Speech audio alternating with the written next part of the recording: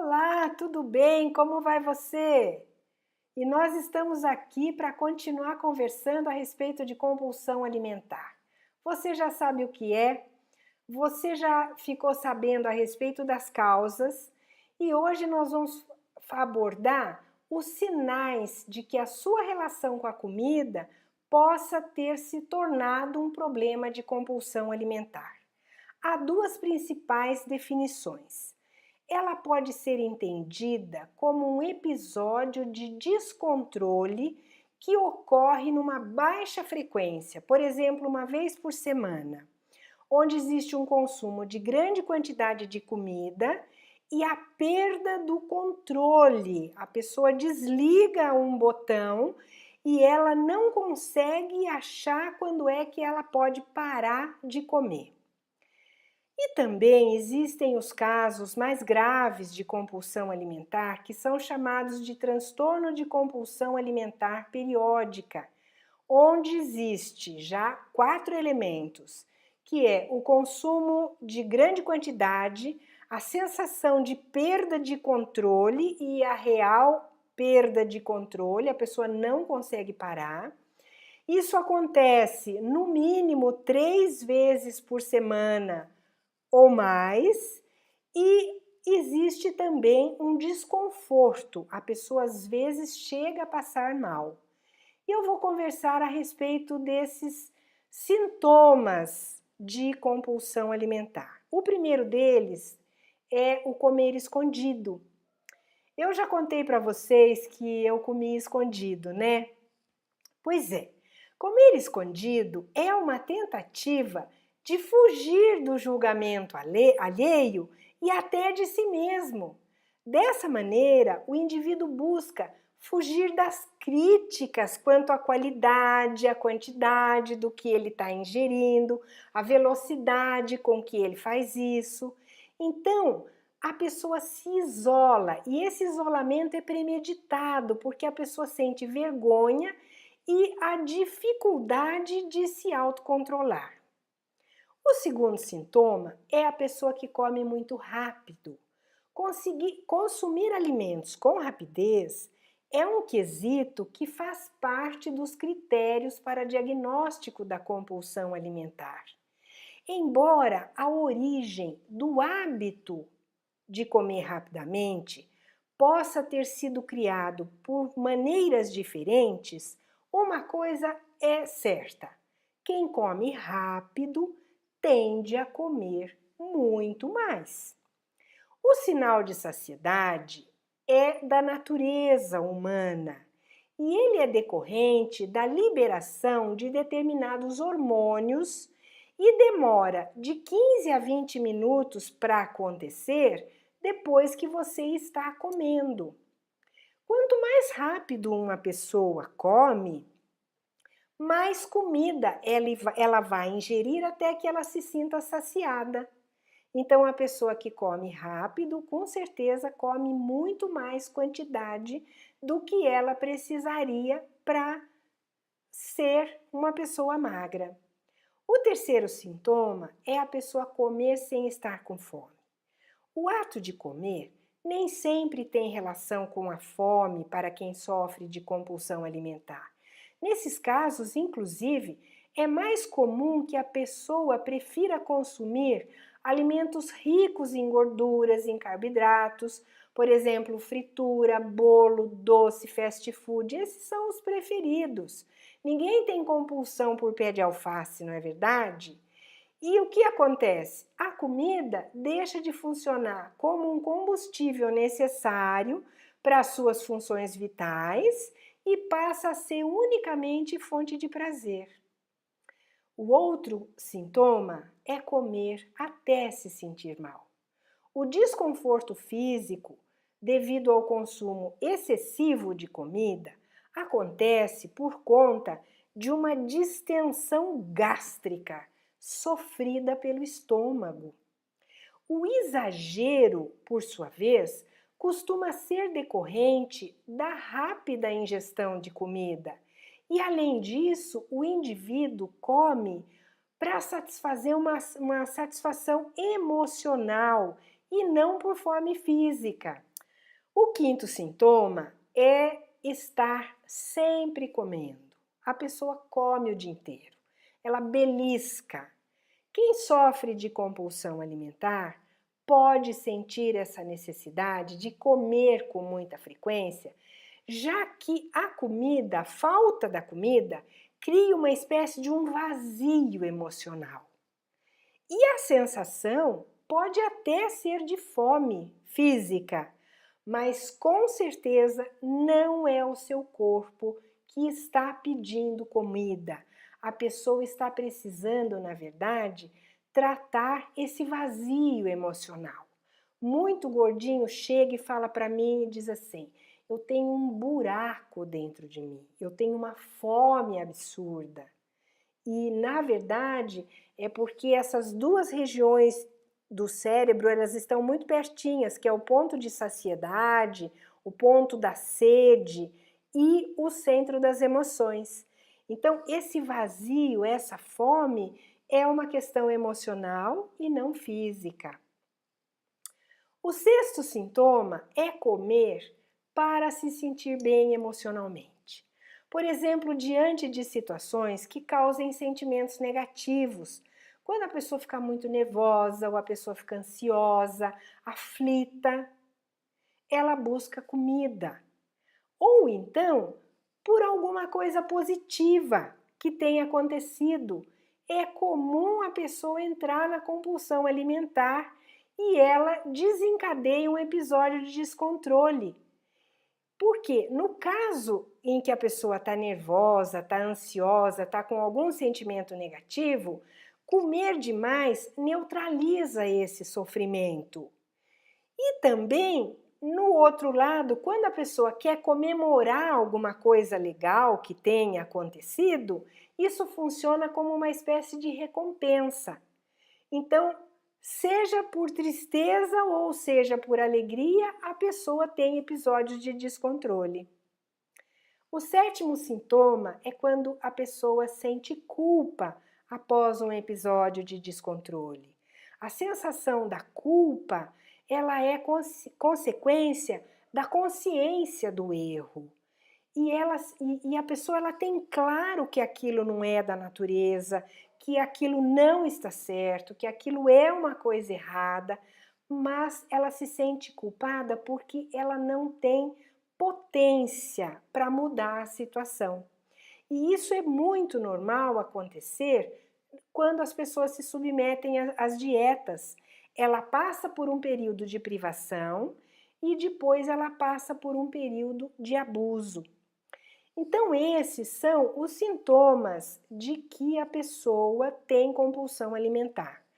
Pode ser que a pessoa tenha todos os sintomas, pode ser que a pessoa tenha alguns sintomas. O que vai determinar o grau de compulsão alimentar é a frequência com que esses episódios acontecem, tá? E qual é o tratamento para a compulsão alimentar?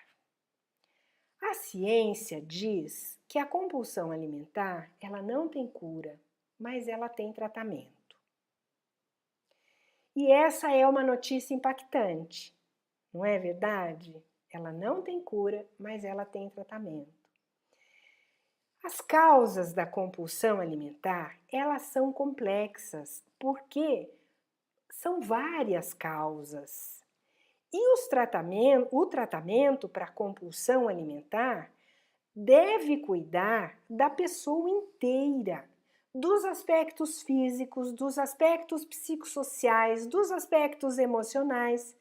E ela deve abarcar toda a pessoa e não só o relacionamento que ela tem com a comida. Para tratar os aspectos físicos, muitas vezes, deve ser feito o uso de medicamentos, especialmente se a quantidade de episódios for igual ou maior do que 3, 4 vezes, 5 vezes por semana, sabe? Em certos casos, podem ser utilizados remédios para controlar a ansiedade, para controlar os quadros de depressão, mesmo que sejam depressões latentes. Às vezes a pessoa fala, nossa, mas eu não estou deprimida. Mas a pessoa tem um vazio, ela tem uma melancolia, e a gente chama isso de depressão latente. Isso é muito típico de um quadro de obesidade, e quando eu digo um quadro de obesidade, eu posso dizer que você está com 5 quilos a mais do que você gostaria ou 50 quilos a mais do que você gostaria. O que conta é aquela guerra que tem dentro da mente, que a gente já conversou muitas vezes. E esse tratamento medicamentoso, ele funciona como se fossem as rodinhas de uma bicicleta de criança. A criança, no início, para que ela se equilibre, é muito bom que ela tenha essas duas rodinhas, porque aí a confiança dela vai aumentando, mesmo que em algum momento ela precise se apoiar em alguma rodinha. Então o medicamento ele faz essa tarefa e em algum momento tira-se uma rodinha, anda mais um pouco, tira outra rodinha. Então, o tratamento medicamentoso, ele tem essa tarefa. É bom que a gente fale isso, porque pela minha experiência, eu mesma era uma pessoa extremamente preconceituosa em relação a medicamento, especialmente porque o psicólogo, às vezes, ele tem essa prepotência, essa arrogância de acreditar que tudo é emocional, é psicológico, e isso hoje a ciência mostra que não é mais verdade, né? Existem componentes genéticos que determinam uma pessoa ansiosa, que determinam uma pessoa depressiva. Então, é muito comum a gente atualmente já estar ouvindo, né, que a pessoa tem um quadro de depressão química, é um problema químico que precisa ser consertado. E eu aprendi a soltar esse preconceito quando eu tive o câncer de tireoide e eu não tenho tireoide, então eu preciso tomar o remédio de tireoide o resto da vida, né? A pessoa que tem um problema de diabetes, ela vai tomar o remédio de diabetes o resto da vida. Então a gente tira esse preconceito e usa, se for necessário, a medicação o tempo que precisar, de uma maneira controlada, de uma maneira responsável. Eu tenho muitas parcerias com muitos médicos, vocês devem ter médicos muito bons, e a gente vai avaliar direitinho a necessidade de cada um. Agora, para cuidar dos aspectos emocionais, este curso que a gente está tomando para si essa tarefa de cuidar dos aspectos psicossociais, dos aspectos emocionais. E agora que a gente vai olhar essa questão da compulsão alimentar junto com vocês, nós já vamos entrar em todas as questões psicossociais, em todas as questões emocionais. Vocês vão aprender a lidar, a criar autoestima, a lidar com as emoções. O tratamento, ele tem uma meta. E ele deve ajudar você a lidar bem com os seus sentimentos. Ele deve também criar a possibilidade para que você coma confortavelmente em uma variedade de situações. Ele também vai ajudar você a administrar situações que você considera até um problema, por exemplo, como festas, comemorações de fim de ano. Esse tratamento, ele precisa trazer melhora no seu sono, ele vai trazer a sensação de que você está mais saudável, à medida que você experimenta um pique de energia muito maior. Ele vai ajudar você a controlar o estresse, a ser mais feliz, tranquilo. Ele vai ajudar você a lidar com os relacionamentos pessoais, a ter uma boa autoestima. Ele vai ajudar você a ser capaz de dizer não, a ter controle diante da comida, a dizer não para alguma pessoa quando necessário e muito mais. Quais são os prognósticos, as expectativas desse tratamento? O tratamento adequado para a compulsão alimentar, as pesquisas apontam que após 2 anos, cerca da metade dos indivíduos apresentam 90% de melhora.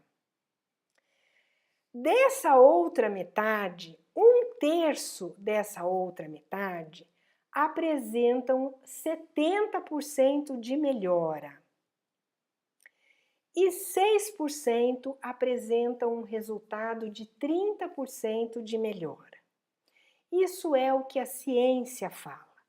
Mas eu, Rita de Cássia, já testemunhei e testemunho por mim mesma muitas curas, um número muito mais alto do que esse, né? Por quê? Porque o verdadeiro segredo da cura o verdadeiro segredo para superar é você focar no seu subconsciente, porque é ele quem controla o seu comportamento.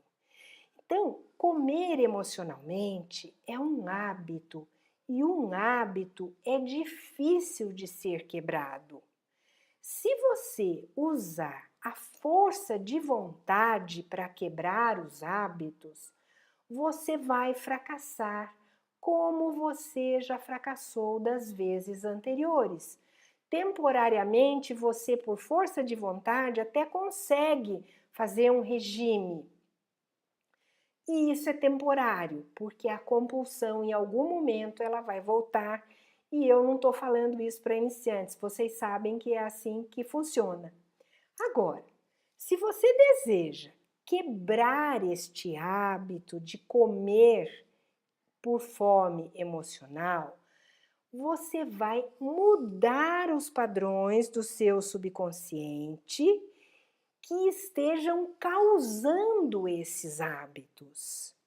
E é isso exatamente o que nós estamos fazendo e vamos continuar fazendo. Ao mudar o seu subconsciente, o que é que acontece? Você quebra a ligação entre as necessidades emocionais e a alimentação. E isso vai mudar o modo como você come e como você pensa a respeito da comida e o modo como você se comporta psicossocialmente e emocionalmente. Você vai passar a ter inteligência emocional. Então vai ficar cada coisa no seu lugar, cada coisa na sua caixinha. Conte comigo. Vocês são vencedores, vocês são guerreiros do amor, guerreiros da autoestima. Vocês são vencedores e nós estamos juntos. Nós somos da família da luz e nós temos um projeto de uma jornada de dar passos em direção à nossa própria luz. E eu quero encontrar vocês agora no próximo vídeo. Até lá!